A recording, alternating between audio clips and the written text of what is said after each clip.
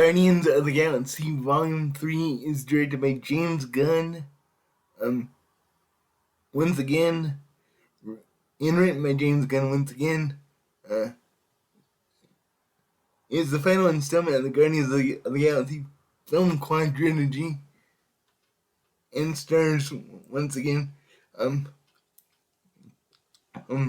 Chris Pratt, Zoe Saldana, Bautista, Karen Gillan, Klementieff, Vin Diesel as Groot, and Bradley Cooper and Sean Gunn as Rocket, with also Sean Gunn as Kraglin, and newcomers Will Poulter, Sean Gunn, Chukwudi, Iwuji, Linda Carterini, Nathan Fillion, and Sylvester Stallone rounding out the cast. Still reeling from the loss of Gamora, Peter Quill rallies the Guardians of the Galaxy to defend the universe and one another on a mission that could mean the end of the Guardians if not successful.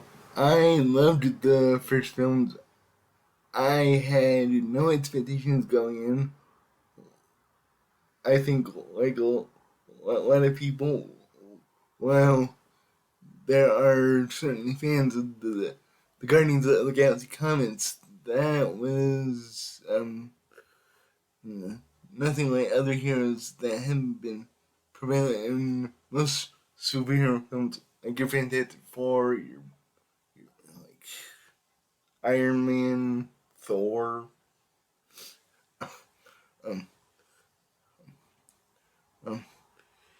and Marvel had begun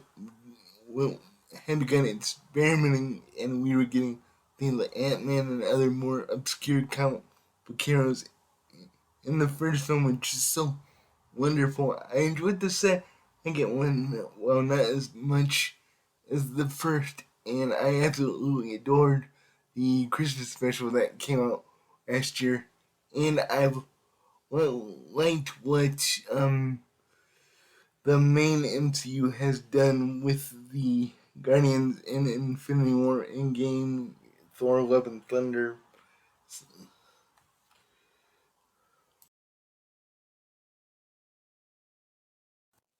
So I was very much looking forward to seeing what James Gunn could do on his fourth time around, because these characters are so beloved around, but especially for him, he's had a major role in popularizing these characters even more than they already were, and obviously these films are very personal to him. They are very personal to me. Me and my dad love these films. The last film we watched before he passed away was Guardians 2 on DVD.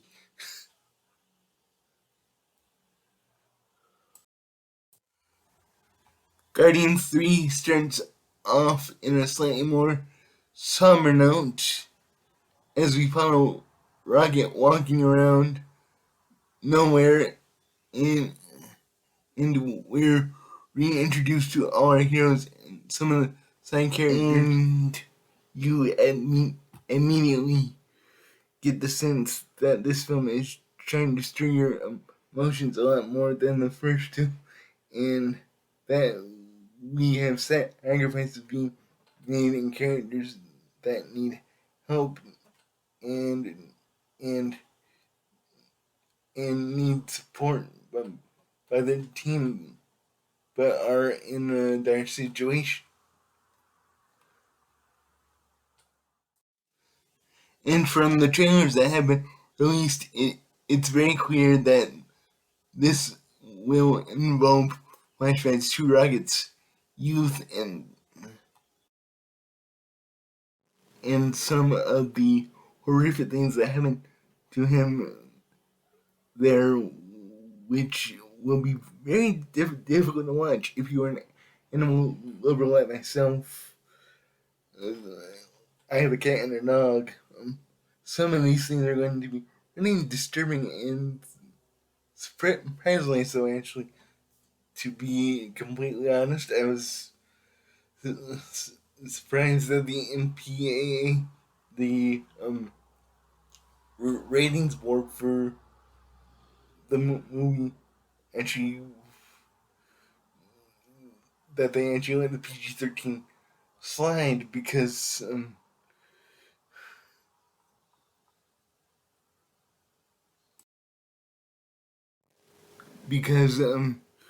James Gunn really pushed the limits of that PG-13 rating. Um, James Gunn's horror roots definitely show it in a few scenes that are very splattery. One such scene a um is an excellent Marvel all timer of an action scene where it's like the entire team is fighting this horde of aliens and creatures in a hallway. It rivals the Daredevil hallway fight from season 1, episode 2. Um, it's so um um.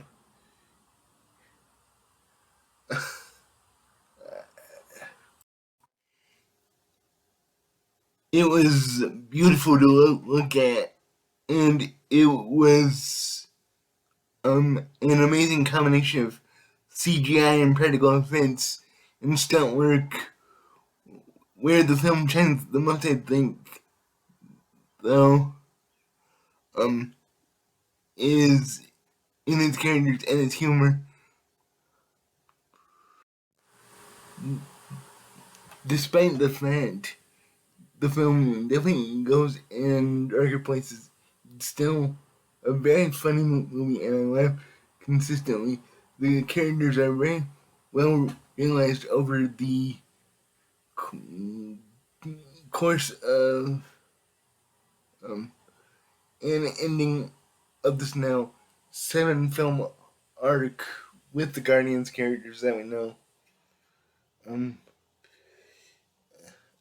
they're and it allows them to go to emotional places they haven't gone to before. And Gunn does an excellent job at exploring a new team the dynamic that's happening because obviously the Gamora that's in the movie is not the Gamora that Peter Quill or us, the audience, is used to being around. So, and things are so different now with the dynamics, but you also get the sense that the Guardians are maybe a little tired and not wanting to do this forever. And there are aspects of that that I think work very well, and some that don't. Let me put it this way: certain characters make certain choices that are completely out of left field. I don't know if it was the writing or what. Unfortunately, if I go into more detail, then it'll cross into spoiler territory, and I don't want to do that to you guys. When it comes to this film, I enjoyed it. I I had a very good time watching it. The integration of the soundtrack into this film, which I think is a major component to these Guardians films, worked 100 times better in this film than in Volume 2. It's actually my major issue with 2.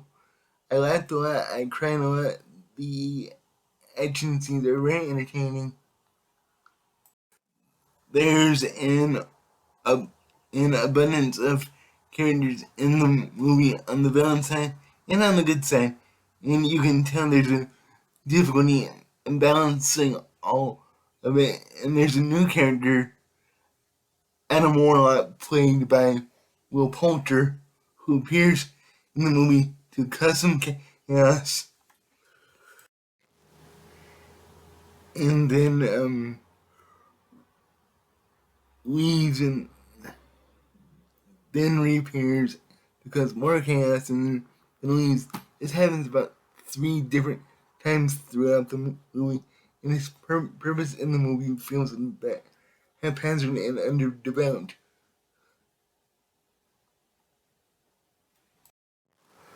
But one of my new favorite characters is is Master Carja, played by frequent James Gunn collaborator and my all-time favorite actor Nathan Fillion.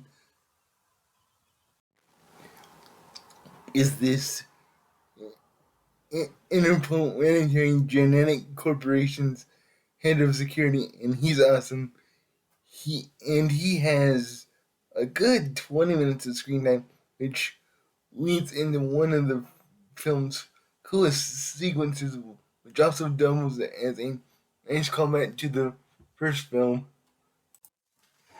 The main villain this time around is the high evolutionary, an individual who has a lot of goals for the universe. He thinks that things aren't quite perfect and he wishes they could be, and he's also thinking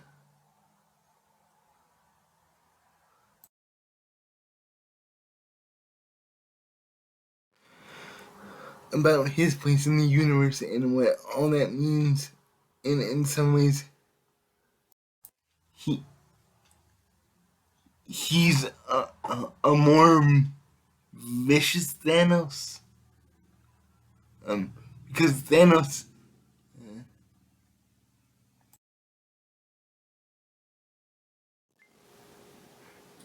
as well, is looking at the universe and thinking, how can I make this perfect in some way, or at least right some wrongs? And he's looking at it in a very genocidal way. And so is the high evolutionary. However, I found Thanos to be in like way more interesting.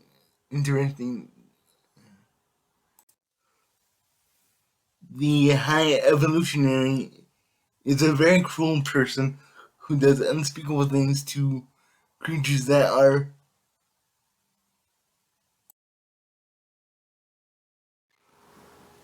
far weaker than he is, and because of that, he makes Thanos look like a Nobel Peace Prize winner.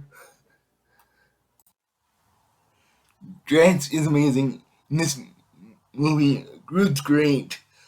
I really like Nebula this time around, and her whole arc uh, throughout the 7 films, and she's become one of my favorite characters. Chris Pratt is fantastic as Star-Lord. Zoe Saldana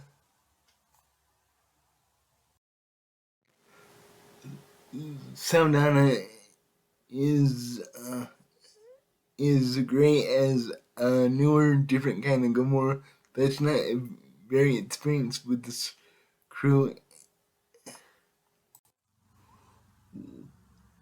with this crew, and always running around to catch up, which was fun. And Bradley Cooper as Rocket is wonderful, and once again, the visual effects artist um, bringing this character to life deserve a major round of applause. Everything explained that character's past really was the heart and soul of the film. However, those flashbacks are used quite often, and sometimes you're around Rocket. Uh,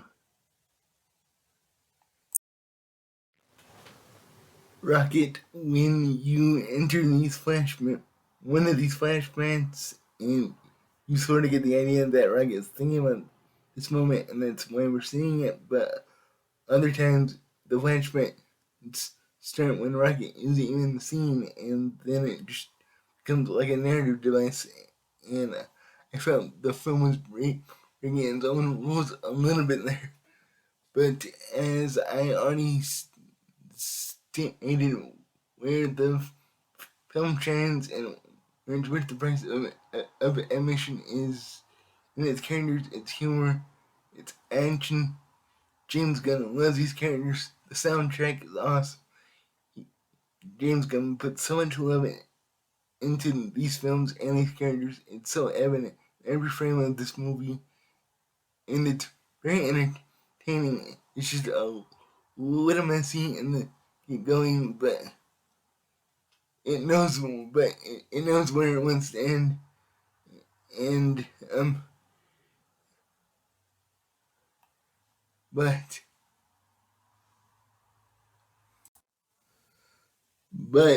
I'm still giving Guardians of the Galaxy Volume 3 an A+.